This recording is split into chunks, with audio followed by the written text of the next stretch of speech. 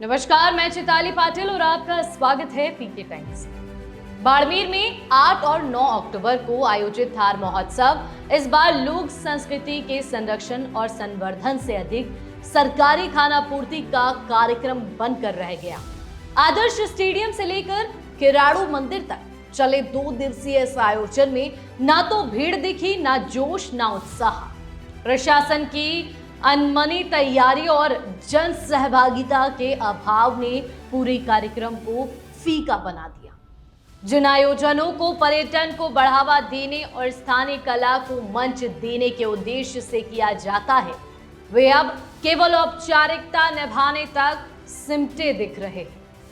पहले दिन आदर्श स्टेडियम में प्रतियोगिताएं आयोजित की गई, लेकिन आमजन की भागीदारी नगण्य रही। अधिकारी, पुलिस और कुछ सोशल मीडिया इन्फ्लुएंसर ही दिखाई दिए।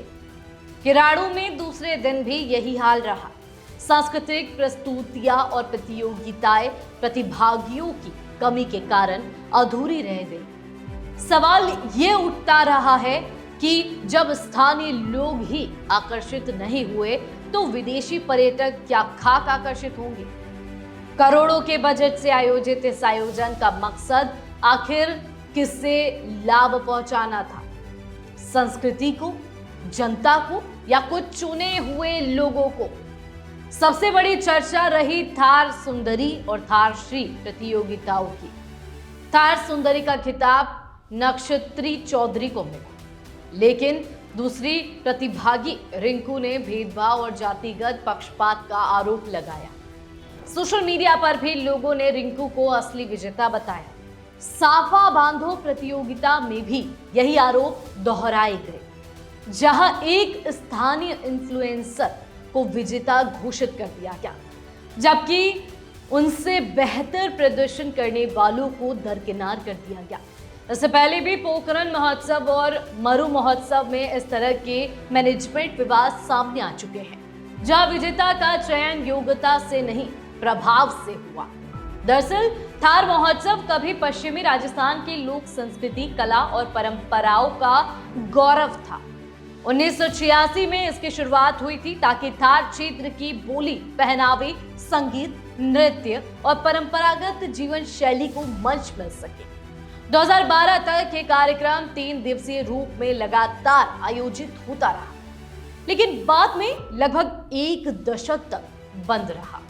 2022 में इसे फिर शुरू किया गया, पर तब से यह अपनी मूल भावना से भटकता जा रहा है। इससे पहले जहां कैलाश खेर और कुमार विश्वास जैसे कलाकार मंच पर आते थे, वही अब कार्यक्रम सीमित और साधारण हो गए हैं।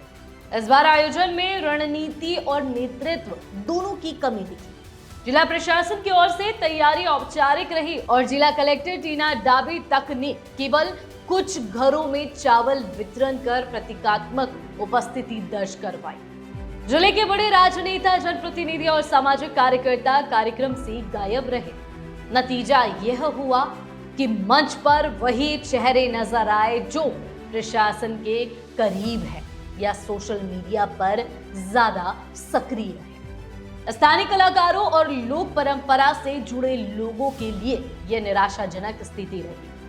जिन महिलाओं, युवतियों या पुरुषों ने पारंपरिक थारी संस्कृति को अपने जीवन में जिया है, वे अब मंच से गायब है। एंकर मंच से हिंदी और अंग्रेजी में बातें करते, जबकि थार की आत्मा मारवाड़ी बोली और राजस्थानी भाषा में बसती है।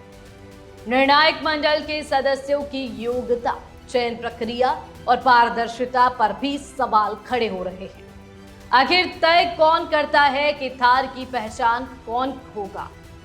लोगों का कहना है कि अब यह आयोजन लोक संस्कृति का नहीं, बल्कि सत्ता और प्रभावशाली लोगों की दिखावे की प्रदर्शनी बन गया है। जो कलाकार यहाँ प्रतिभा चाटुकारिता में माहिर है, वही आगे बढ़ रहा है। बाकी लोग केवल इस उम्मीद में हिस्सा लेते हैं शायद इस बार कुछ बदल जाए।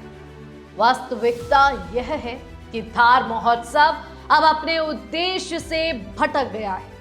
यह लोक जीवन का उत्सव नहीं, बल्कि बजट निपटाने और फाइलें पूरी करने का माध्यम बन गया है। ना जन सहभागिता रही, ना पारदर्शिता, ना स्थानीय कलाकारों का सम्मान, ना जनता का जुड़ाव। आज जरूरत इस बात की है कि थार महोत्सव 2 दिन के मंची आयोजन से ये बाहर निकलकर एक साल भर चलने वाला सांस्कृतिक अभियान बने। स्थानीय प्रतिभाओं को प्राथमिकता दी जाए, निर्णायक मंडल पारदर्शी हो और लोगों को इस कार्यक्रम से जोड़ा जाए। फिलहाल बाड़मेर की जनता कह रही है, बस हो गया थार महोत्सव भी सरकारी फंड डकार योजना का जमीनी क्रियान्वयन।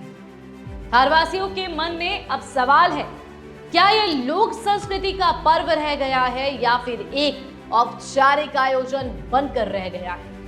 इस पर आपका क्या कहना है कमेंट करके जरूर बताएं और देखते रहिए पीके टाइम्स, क्योंकि हम हैं आपकी आवाज और आपका भरोसा। नमस्कार। मरुधरा से खुद को जोड़ने के लिए सब्सक्राइब करें और बने रहें पीके टाइम्स के साथ।